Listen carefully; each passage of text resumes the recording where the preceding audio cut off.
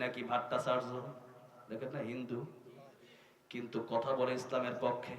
বর্তমানের আবু তালেব, তারা আপনারা বলতে পারেন বর্তমানের আবু তালেবের ভূমিকায় পালন করতেছে। কথা কিন্তু হিন্দুদের বিপক্ষে বলে, মুসলমানদের পক্ষে বলে। বলেন মারহাবা। হিন্দু। আল্লাহ পিনাকি ভট্টাচার্যকে হেদায়েত দান করে দেন। কোরআন শরীফের এত সুন্দর তাফসির করে, কোরআন শরীফের তাফসির করে। বলেন মারহাবা। চিন্তা করে দেখেন। আর একজন হিন্দু নকুল কুমার বিশ্বাস, সেও গান লিখছে, যদি আগুন লেগে ধ্বংস হয় পৃথিবীর সবের দোকান, বিশ্ব থেকে হারাবে না পবিত্র কোরআন। আল্লাহু আকবার। করবে কেমন করে কোরআন ধ্বংস আগুনের তেজ, করবে কেমন করে কোরআন ধ্বংস আগুনের তেজ, আছে বিশ্বভর অগণিত কোরআনে হাফেজ। ঠিক না বেঠে? এই যে কোরআনের হাফেজরা আছে, কোরআন শরীফের পৃষ্ঠা চালায় দিতে পারবেন, কিন্তু তাদের অন্তর থেকে কোরআন মোছা সম্ভব হবে? এই জন্য তিনি বললেন, করবে কেমন করে কোরআন ধ্বংস আগুনের তেজ, করবে কেমন করে কোরআন ধ্বংস আগুনের তেজ, আছে বিশ্বভর অগণিত কোরআনে হাফেজ, তারা আবার ছাপিয়ে আসমানি গ্রন্থ, বাঁচাবে কোরআনের সম্মান, বিশ্ব থেকে হারাবে না পবিত্র কোরআন, বিশ্ব থেকে হারাবে না পবিত্র কোরআন। ঠিক না বেঠে? আবু তালিব নবীর চাচা, ছিলেন কাফের, কিন্তু আল্লাহ নবী, বিশ্ব নবী রাহমাতুল লিল আলামিনের বিরুদ্ধে যখন আবু জাহেলের লোকেরা গিয়া বলল, আবু তালিব তুমি তোমার ভাতিজা মুহাম্মদকে কিছু বলবা না, আমরা তার কল আলাদা করব। আবু তালিব ঘোষণা দিল, যা কিছু বলার বলবা, কিন্তু আমার ভাতিজা যে নবী এটা তো সত্য, যদিও আমি মুসলমান হই নাই, যা কিছু করবা, যা কিছু বলবা, সব বলবা, মানতে পারবো, কিন্তু আমার ভাতিজা রাহমাতুল লিল আলামিন প্রিয় নবী মুহাম্মদ রাসূলুল্লাহ সাল্লাল্লাহু আলাইহি সাল্লামের বিরুদ্ধে কথা বলবা, তোমাদের কল্লা থাকবে না। আল্লাহু আকবার। আমরাও বলতে চাই, আমাদের বিরুদ্ধে কথা বললে আমরা চুপ করে থাকতে পারি, আমাদের বাপ মার বিরুদ্ধে কথা বললে আমরা চুপ করে থাকতে পারি, আমাদের পরিবারের বিরুদ্ধে কথা বললে আমরা চুপ করে থাকতে পারি, কিন্তু আল্লাহর নবীর বিরুদ্ধে কেউ কথা বললে তার কল্লা দ্বিখণ্ডিত করে দেওয়া হবে। রাজি আছেন কারা কারা? দুই হাত আল্লাহর উঠায় দেখাও।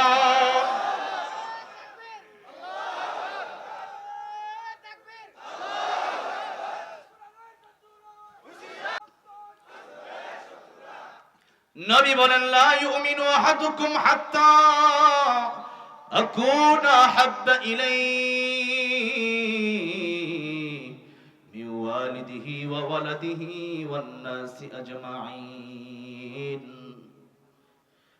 আমার যে ব্যক্তি তার জীবনের চাইতে, তার মায়ের চাইতে, বাপের চাইতে, সন্তানের চাইতে, তামাম পৃথিবীর সব চাইতে বেশি ভালোটা বাসতে পারবে, পরিপূর্ণ ঈমানদার হতে পারবে না, আল্লাহ রাব্বুল আলামিন সূরা মায়েদায় বললেন, ইন্নামা ওয়ালিয়ুকুমুল্লাহু ওয়া রাসূলুহু ওয়াল্লাযীনা আমানু আল্লাযীনা ইউকিমুনাস সালাতা ওয়া ইউতুনাজ যাকাতা ওয়া হুম রাকিউন। বন্ধু হবে তোমাদের তিনজন। এক নম্বরে তোমাদের বন্ধু হব আমি আল্লাহ, দুই নম্বরে তোমাদের বন্ধু হবে আমার রাসূল। কিয়ামতের ময়দানে নবীর সুপারিশের প্রয়োজন আছে না নাই? এই জন্যই তো আল্লাহ বললেন, ওয়ামা আরসালনাকা ইল্লা রাহমাতাল লিল আলামিন। রাহমাতুল লিল আলামিন নবী কোরআনে প্রমাণ, আশিক বিনে কে বুঝিবে আমার দয়ার নবীর শান। ঠিক না বে ঠিক? নবী আমার মদিনারি বুলবুল,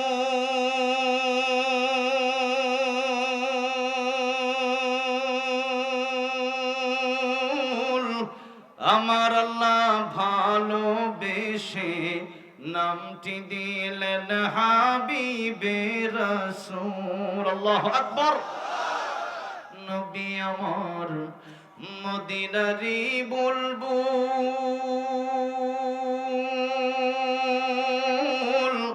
আমার আল্লাহ প্রেম করিয়া নামটি দিলেন মুহাম্মদ রাসূল। ওই নবীকে ভুল বুঝিলে, ওই নবীকে, ওই নবীকে ভুল বুঝিলে থাকবে না ঈমান। উম্মত বিনে কে বুঝিবে আমার দয়ার নবীর শান। পড়েন সাল্লাল্লাহু আলাইহি ওয়াসাল্লাম। আমার ভাইরা, আমার মুরব্বি ও জিরান, আল্লাহর পয়গম্বর বিশ্ব নবী মুহাম্মদুর রাসূলুল্লাহ সাল্লাল্লাহু আলাইহি ওয়াসাল্লামের চাচা আবু তালিব নবীর এত ভালোবাসলেন, এরপরেও বলেন তো কিয়ামতের ময়দানে আবু তালিব নবীর পরিচয় দিয়ে জান্নাতে যেতে পারবে নাকি? ঈমান যদি কারো না থাকে, ঈমান যদি হারা হয়ে কবরে যান, ওই কবরে আযাব শুরু হয়ে যাবে। এই আযাব আর শেষ হওয়ার মতো কোনো সুযোগ নাই। আর ঈমান যদি আপনার থাকে, গুনাহ যদিও থাকে, সর্বশেষে যে ব্যক্তিটা জান্নাতে যাবে তার ঈমান সবচাইতে কম ছিল দুনিয়ায়, যারা পরিমাণ ঈমান যার ছিল, নেক আমল একেবারেই নাই, কিন্তু ঈমানের একটু ছোঁয়া ছিল তার ভেতরে। এই ব্যক্তিটাকেও আমার আল্লাহ যখন জান্নাতে দিবেন, এই বান্দাকে জাহান্নাম থেকে বের করার পরে বান্দা আল্লাহকে ডাক দিয়া বলবে, আল্লাহ, অনেক লম্বা ঘটনা, আমি অল্প কথা বলে শেষ করছি। বলবে, আয় আল্লাহ তাআলা, আমারে তুমি জান্নাতের বারান্দায় একটু জায়গা দাও। আমি তো জাহান্নাম থেকে বের হয়েছি, জান্নাত আর জাহান্নামের মাঝখানে একটা জায়গা আছে আরাফ। আয় আল্লাহ রাব্বুল আলামিন, জান্নাতে ঢুকবো আবার বের হয়ে যাব। আল্লাহ বলেন, ঠিক আছে, দিলাম। এরপরে তারা জান্নাতের ভিতরে দেওয়া হলে বলবে, আল্লাহ, জান্নাতের ভিতরে ঢুকছি আর বের হইতে মন চায় না, এত সুন্দর জান্নাত, তুমি কি দয়া মায়া করে আমার জান্নাতটা একবার দিতে পারো না? আল্লাহ বলবেন, বান্দারে, দুনিয়াতে যত ঈমানদার ছিল জাহান্নামের ভিতরে কোটি কোটি ঈমানদার ছিল, সব ঈমানদারকে আমি আল্লাহ ইতিপূর্বে জান্নাত দিয়া দিছি, কেউ বাকি নাই, তুই বাকি ছিলি। এখন আমি আল্লাহ রাব্বুল আলামিন তোরেও জান্নাতে ঢোকাইলাম বের করার জন্য না। দুনিয়াটা যত বড়, তার চেয়ে 10 গুণ বড় একটা জান্নাত আমি আল্লাহ রাব্বুল আলামিন তোরে একাই দিয়ে দিলাম। ঈমানের পাওয়ার কত! কিন্তু মুসলমান ঈমান নিয়ে কোনো গবেষণা করে না। ঈমান কারে বলে ওইটাও মুসলমান জানে না। ঈমান যে আপনি যে ঈমানদার, আপনি যে মুমিন বান্দা, এটা আপনি তো জানেনই না। আপনি কোন আমি ঈমানদার, তো ঈমানদার হওয়ার শর্ত কি তা আপনি জিজ্ঞেস করলে আপনি বলতে পারবেন না। আপনি ঈমানদার, আপনি কোরআন পড়তে পারেন না। আপনি ঈমানদার, আপনি নামাজ পড়েন না। আপনি ঈমানদার, আপনার সন্তানকে ডক্টর, ইঞ্জিনিয়ার, ব্যারিস্টার বানানোর জন্য বড় পাগল। আপনি আপনার সন্তানকে ডক্টর, ইঞ্জিনিয়ার, ব্যারিস্টার, উকিল বানান, তাতে কোনো আফসোস নাই, তাতে কোনো সমস্যা নাই।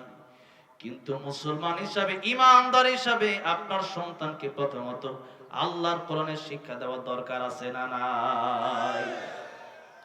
ও মুসলমান, আজকে 95% মুসলমান দেশে, 95% মুসলমান দেশে থাকার পরেও সংসদে ইসলাম নাই, বাড়িতে ইসলাম নাই, ঘরে ইসলাম নাই, বাজারে ইসলাম নাই। একজন আলেম হিন্দু থেকে মুসলিম হয়েছেন, অনেক বড় একজন আলেম, তিনি বলেছেন, আমি কোরআন পড়ে বুঝার পরে ইসলাম ধর্ম গ্রহণ করেছি, কিন্তু কোরআনের যে ইসলাম আছে আর বাস্তবিক মুসলমানের সাথে যে ইসলাম আছে এটার কোনো মিল নাই। কোরআনে একরকম ইসলাম, আর সাধারণ মানুষের ভিতরে আরেক রকম ইসলাম। আগের মানুষের ব্যবহার দেখে মানুষ কালিমা পড়ে মুসলমান হয়ে যেত, আর বর্তমান মুসলমানদের ব্যবহার দেখে মানুষ চিন্তা করে ইসলাম ধর্ম গ্রহণ কেমনে করব। এই তো আমাদের মুসলমানিত্ব। এই জন্য একজন কবি বলেছেন, নামে মুসলমান নাকি কামে মুসলমান তুমি, নামে মুসলমান নাকি কামে মুসলমান, নামে কামে মিল না হলে, নামে কামে মিল না হলে বইবে যে তুফান তুমি, নামে মুসলমান নাকি কামে মুসলমান। ঠিক না ঠিক? এই জন্য নামেও মুসলমান, কাজেও মুসলমান হওয়ার দরকার আছে না নাই? আয় আল্লাহ, তুমি না বলছো ওয়ালা তামুতুন্না ইল্লা ওয়া আনতুম মুসলিমুন, মুসলমান না হয়ে কবরে আইসো না। উপায় নাই, উপায় নাই। কবরে যাওয়ার পরে আযাব শুরু হবে। এক একটা হাতুড়ির বাড়ির ওজন কত নবী বলেন? ওই উট পাহাড়ে যদি এক একটা আগুনের লোহা দিয়া বাড়ি দেওয়া হতো, উহুদ পাহাড় ফেটে চূর্ণ বিচূর্ণ হয়ে যেত। ও মুসলমান, 3.5 হাত বটি নিয়ে এত বাহাদুরি আপনার। এবার আসেন কিয়ামতের ময়দানে, আবু তালেব জান্নাতে যেতে পারবে না ঈমান ছাড়া।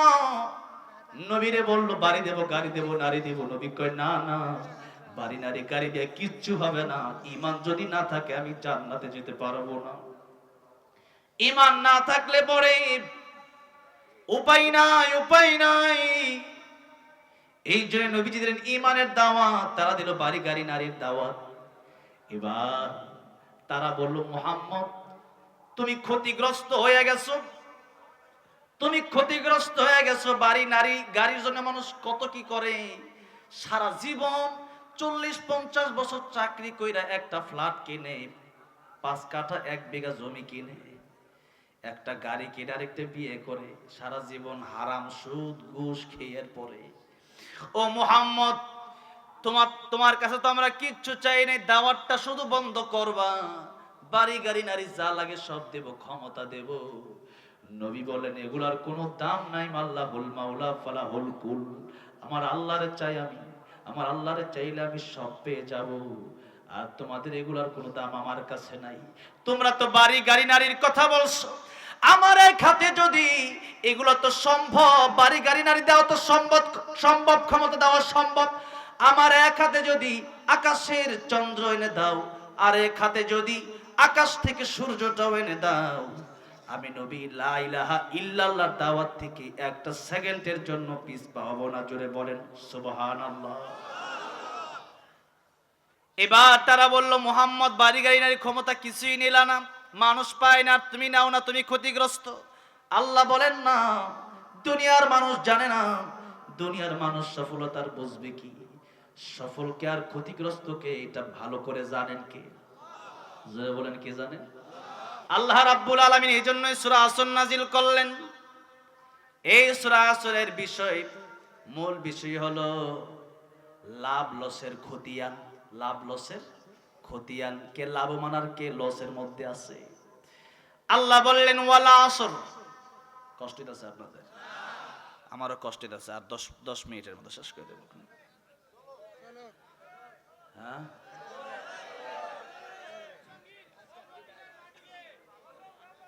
আল্লাহ বললেন ওয়ালা আসর।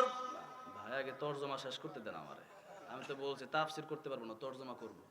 তরজমা শুরু করতেছি। তাফসীর করলে তো সুস্থ থাকলে তাফসীর করে দাও, মানে অসুস্থ যেন তরজমাটা করে যাই। আল্লাহ বললেন ওয়ালা আসর। ওয়াও আরবি গ্রামার অনুযায়ী এই ওয়াও মানে হচ্ছে আল্লাহ পাক কসম কাটেন। যেরকম তিন ওয়াজাইতুন ওয়া তুরি সিনিন ওয়া হাদাল বালাদিল আমিন, যতগুলো ওয়াও পড়লাম সবগুলো হচ্ছে ওয়াও কসমিয়া। এগুলোর মাধ্যমে আল্লাহ কসম কাটেন। আল্লাহ বলেন ওয়ালা আসর, সময়ের কসম। আমরা কসম কাটি কার নামে? কখন কখন কাটি? কথাটা বিশ্বস্ত করার জন্য, দৃঢ় করার জন্য, মজবুত করার জন্য। আমার কথা বিশ্বাস করে না। আমি চুরি করি নাই, আমারে বললো তুই চোর। আমি বললাম ভাই আল্লাহর কসম আমি চুরি করি নাই, তার মানে আসলে আমি করি নাই।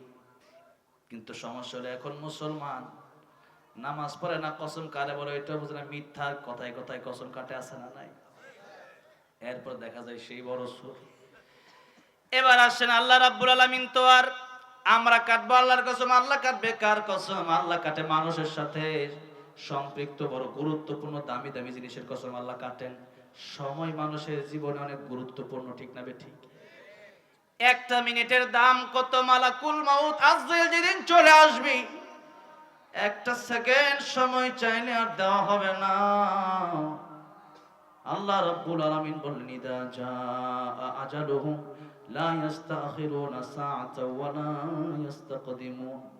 মরণের সময় যখন হয়ে যাবে, আর একটা সেকেন্ড দেরি করা হবে না, মালাকুল মউত আজরাইল তোমার কাছে চলে যাবে। এই জন্য নবীজি হাদিস শরীফের ভিতরে বলেন, ইগতানিম খামসান ক্বাবলা খামসিন, শাবাবাকা ক্বাবলা হারামিক, ওয়া সিহহাতাকা ক্বাবলা সাকামিক, ওয়া গিনাকা ক্বাবলা ফাকরিক, ওয়া ফারাগাকা ক্বাবলা শুগলিক, ওয়া হায়াতাকা ক্বাবলা মাউতিক। পাঁচটা সময় আসার আগে পাঁচটা সময়কে তোমরা গনিমত মনে করো। কয়টা সময়? পাঁচটা সময়। এক নম্বরে নবী কাদেরকে ডাক দিলেন? ও যুবকেরা, তোমরা ভালো করে লক্ষ্য করো আমার প্রাণের ভাইয়েরা।